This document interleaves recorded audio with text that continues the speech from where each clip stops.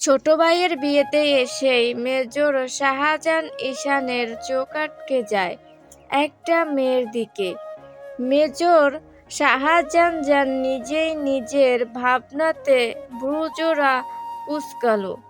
একটা সাধারণ পোশাক গায়ে দেওয়া, মাথায় ওড়না দিয়ে মার্জিত ভাবে বরকে বাড়ির মেইন গেট থেকে বরণ করতে এসেছে আরো কয়েকজন একাত্ম হয়ে। মেয়েটার চোখে মুখে কোনো সাজের ছোঁয়া নেই।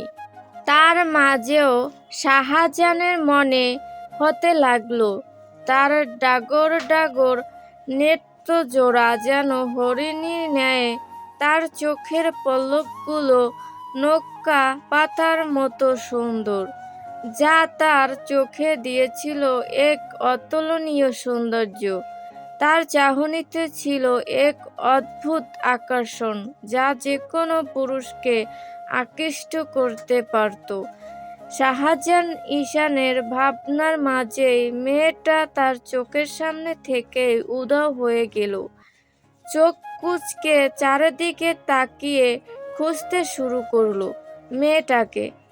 যে ছেলে বিয়ে করবে না বলে জেদ ধরে রেখেছে এই 29 বছরের জীবনে, গত 2 বছর বাড়িতে তেমন একটা থাকা হয় না, তার সবসময় ইউএনএ চলে যেতে হয় দায়িত্ব পালন করার জন্য। বাড়িতে আসলেই সবাই বিয়ের প্রসঙ্গে কথা তুলে শাহজাহান এই কথাই বলতো, সে এখন বিয়ে করবে না। কেউ যেন এসব বিষয়ে তার সাথে কথা না বলে। তার জন্য অপেক্ষা করতে করতে তার ছোট ভাই শেহজাদ ঈশান বিয়ের পিঁড়িতে বসে গেল। আর সেই ছেলেই কিনা এমন সাধারণ একটা মেয়েকে দেখে এভাবে খুঁজতে শুরু করলো। নিজের কাজে নিজেই অবাক হলো মেজর শাহজাহান। মনে মনে বলতে লাগলো, কে এই রমণী? এই বাড়িরই কি কেউ? শাহজাহানের আবদ্ধ মন বারবার বলছে মেয়েটার দেখা পাবো কি। খুবই হতাশ হয়ে পড়ল, কিন্তু তার মন থেকে মেয়েটার চেহারা মুছে যাচ্ছিল না। আবারও মেয়েটাকে খুঁজতে শুরু করলো, কিন্তু এবার সে আর বেশি উৎসাহী হয়ে উঠল। তার মাঝেই কেউ একজন বলে উঠল, কি হলো বড় ভাই, কাউকে খুঁজছেন নাকি? শাহজাহান পিছনে ফিরেই দেখে তার চাচাতো ভাই তুষার। বারবারই শাহজাহান গম্ভীর প্রকৃতির পুরুষ, কোনো কারণ ছাড়া কারো সাথে অপ্রয়োজনীয় কোনো কথা বলে না। ব্যস্ত ভঙ্গিতেই বলে উঠল, একটা মেয়েকে খুঁজছিলাম তুষার, একটু আগেই এখানে ছিল। ভাইয়ের কথা শুনে তুষার যেন আকাশ থেকে পড়ল। অবাক করা কণ্ঠে পুনরায় বলে উঠে, কাকে খুঁজছিলে ভাইয়া? আসলে আমি শুনতে পাইনি মনে হয়। শাহজাহান শান্ত কণ্ঠে বলে উঠল, এখানে কিছুক্ষণ আগে কয়েকটা মেয়ে এসেছিল, একটা মেয়েকে খুঁজছি সেখান থেকে। তুষার মনে মনে খুশি হলো, এবার বুঝি তার ভাই বিয়েটা করবে। তুষার মুচকি হেসেই উত্তর দিল, তুমি কোনো চিন্তা করো না ভাইয়া, মেয়েটাকে আমি খুঁজে বের করছি। শাহজাহান তার কথায় পুরোত্তর কিছু বলল না। বিয়েবাড়ি চারদিকে হইচই হচ্ছে, তাছাড়া বাড়ির ভিতরে ঢোকার কোনো ইচ্ছে কাজ করছে না শাহজাহানের। এত মেয়ে মানুষের ভিড়ে যাওয়া তো দূরের কথা, একমাত্র মা বোন ছাড়া কখনো কোনো মেয়ের দিকে চোখ তুলেও তাকাতে দেখা যায়নি মেজর শাহজাহানকে।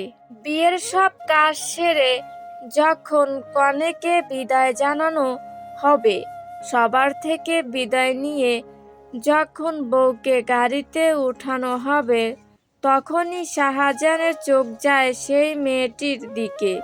আচমকা সে একটা কাজ করে বসলো, মেয়েটার সামনে গিয়ে দাঁড়ালো। কারো তাকাতে সে যেন কোনো প্রতিক্রিয়া দেখালো না। সবাই বরকনের সাথে ব্যস্ত। তোমার নাম কি মেয়ে? আচমকা একটা পুরুষালী কণ্ঠস্বর শুনে উপরের দিকে চোখ তুলে তাকায় পিয়া। তার সামনের পুরুষটাকে দেখে পিয়ার মাথা ঘুরতে লাগলো। পুরুষটির উচ্চতা তাকে ভেদ করে আরো কত বড়। অস্বস্তি হতে শুরু করলো তার। এই জীবনে কখনো কোনো ছেলের সাথে কথা বলার সুযোগটুকু হয়ে ওঠেনি তার। সে নিচের দিকে তাকিয়ে বলে, পিয়া আমার নাম। শাহজাহান পিয়ার কথা বলার ভঙ্গি দেখে বুঝলো তার খুব অস্বস্তি হচ্ছে। সে আরেকবার বলে উঠল, তুমি কি এই বাড়ির মেয়ে? পিয়া এ কথা শুনে মাথা দুলালো। জি। শাহজাহান আর এক মুহূর্ত দাঁড়ালো না সেখানে। বড় বড় কদম ফেলে সে জায়গা ত্যাগ করে।